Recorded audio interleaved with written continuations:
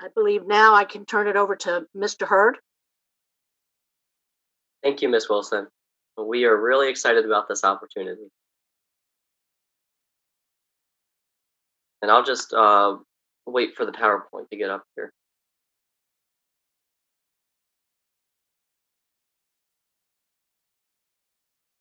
Thank you, Ms. Mackey. And just before we get into this presentation, I wanted to qualify on the record, and I wanted to make sure I didn't detract from our reopening schools segment. But to qualify for the record, having access to the student board email, I can see that for the past 3 years, student members have in fact had access to external emails. I have personally, when I wasn't student member, emailed Mr. Woods when he was student member. He received that email, he responded to me, and I can see in documentation that this was not a restriction afforded or put on previous student members. But to get into the appointed staff presentation here, you all hear from me a lot, and we really, really appreciate this opportunity to really become transparent about our processes and the advocacy work we are doing for the students we serve and represent. So I thought it would be really special if for this presentation, rather than hearing from me like you do so often, you heard from the biggest proponent for this organization and student advocacy group, and that is my Chief of Staff, Aaliyah Winford. So I'll have her introduce herself and give you a little background on herself, and she will take it away. Good afternoon. Thank you for allowing me to present to you guys what the appointed staff is and what we do. I am very grateful for the opportunity. My name is Aaliyah Winford. I am a senior at North Point High School. I am in the criminal justice program, and I'm also where I was just made to be the assistant post captain. And today I'm here to talk to you about the appointed staff. The appointed staff is a diverse group of students across the county who come together to inform the students' voice, serve their community, and spread student initiatives. Below are listed are the positions that are fulfilled by the staff, and the chief of staff, which is me, my job is to create a window for all the staff members and to advise the student board member in prioritizing goals and schedule meetings with our staff members so we can get our goals united and our future plans. Our CCASC coordinator is, we're not a student government organization because we want to be open to the whole student body. So our CCASC coordinator is to make sure we keep in contact with CCASC and monitor and report on activity. And it's also to coordinate with the CCASC officers, staffs, and the student board member to achieve mutual goals. Our outreach coordinator is essentially, it's so we can stay and communicate and act with the students so we can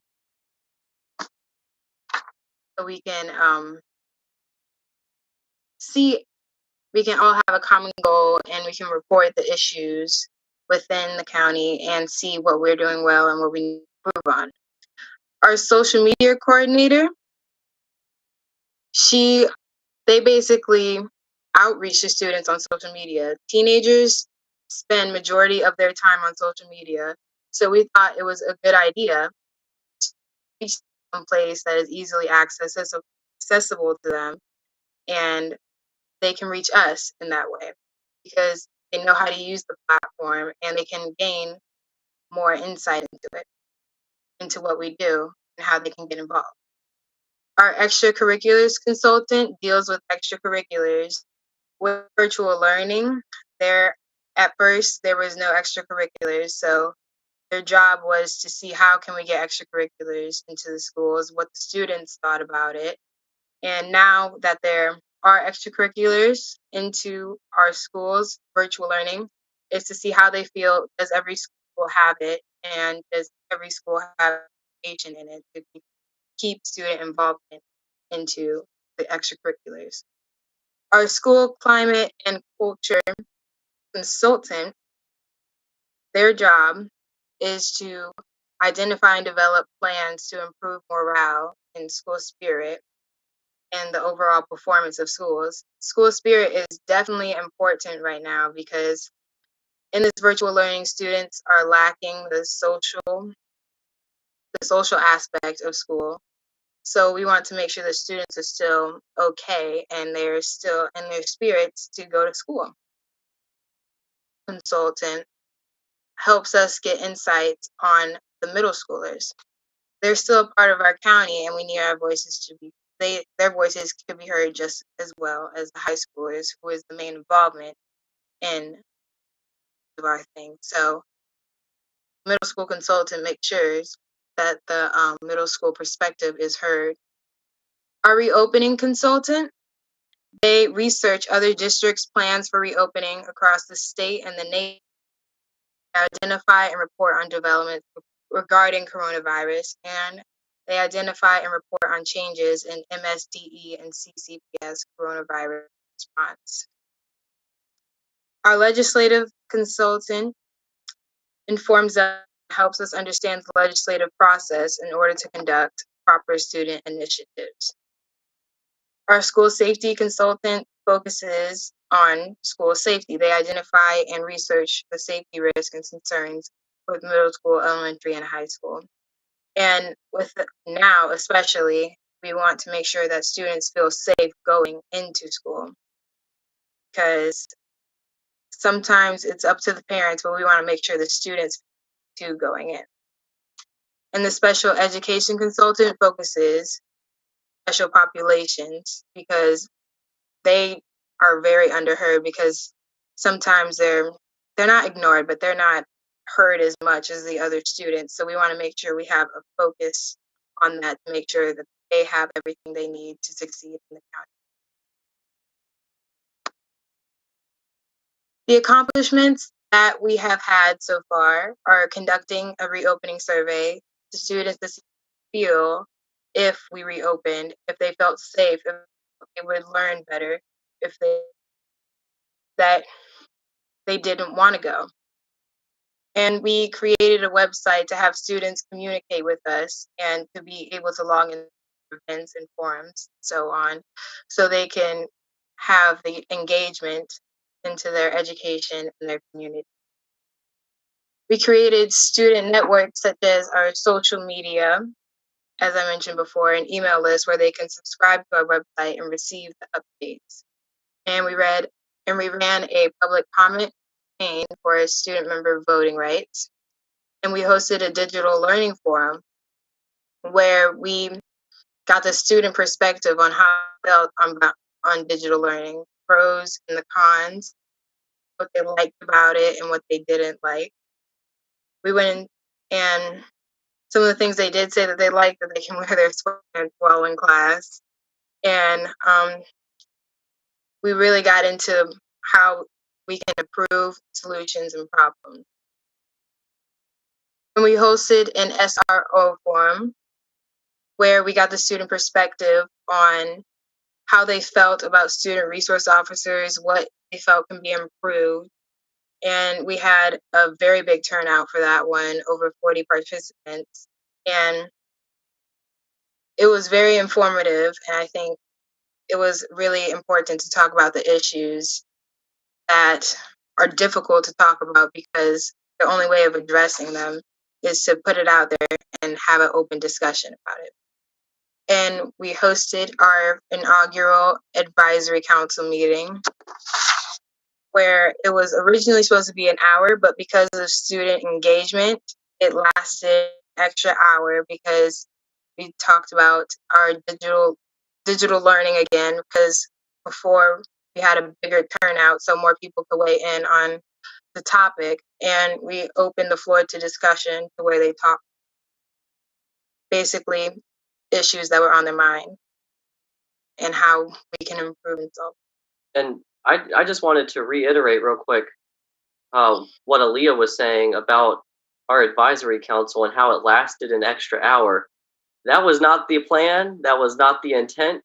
But when we reached the conclusion of it, we were just having such thoughtful discussion, and to see students engaging with each other, talking about, well, this is what digital learning looks like for me. And I think we all have it in our heads that there's a one size fits all digital learning experience for Charles County students. And I might have even thought that to be the case before that forum and that advisory council meeting. But after the fact, we learned, depending on what school you go to, that determines what your lunch looks like, what time you have clubs. Is it during lunch? Is it after school? Is it on Wednesdays? And there is disparity between schools that we are going to have to make up for and solve. But we really opened the floor. And by the time I got to the end of the advisory council meeting, we didn't have the heart to shut it down. We were having such great discussion that we essentially said to students, we're going to continue this until there's not a single person left on the call. And they stayed on for an hour afterwards. And I think this just represents the yearning our students have to reach out and really just grab your ears, and they want to speak to you so badly, and they want to speak to each other, and we're lacking these opportunities to have that social engagement. And it was just such a great feeling to see them interacting with each other, and I'm looking forward to it in the future. I'm going to plug it. I hope students will show up on February 25th, grab a friend, grab two. But I just wanted to really reiterate what Aaliyah was saying, that students are showing up and they're showing out.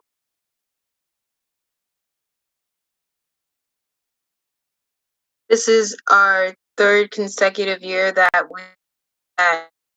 advisory council was held, where we address the student issues monthly and we brainstorm solutions and we get them talking about what's bothering them or what's on their mind, so we can essentially help them build a better community for them to learn and grow in.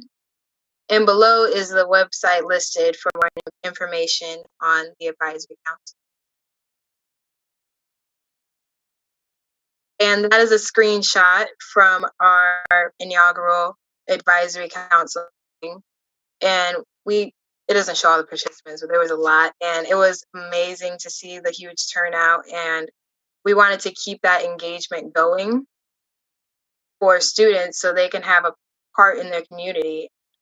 And we put them in breakout rooms to where they discuss in detail the issues with virtual learning so everyone can have a chance to talk, because it was such a big group.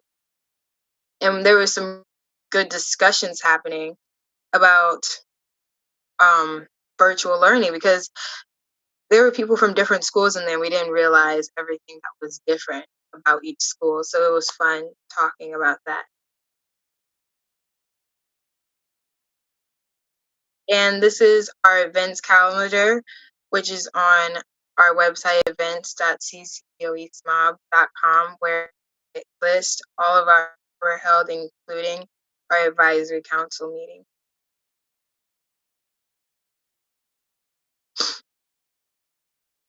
Our future plans for the appointed staff is the continuation of our advisory council meetings for the remainder of the year to keep that student engagement going, and the continuation of public comment initiatives to empower students to have a voice in the community, and hosting topic-based forums as they arise, because as I said before, these issues, these difficult need to be talked about in order for us to grow and become leaders.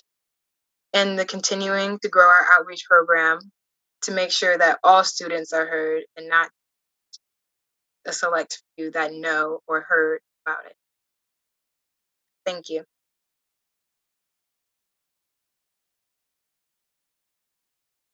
Thank you. And I'm happy to take any questions board members might have about our initiative. Board members?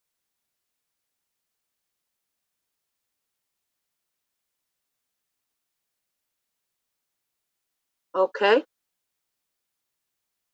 Hearing none. Ms. McGraw has her hand raised. No, I Mr. think it's Brahms? No?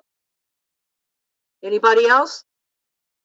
I have a question. Miss- I'm sorry. Right. Go ahead, Mrs. Lockhart.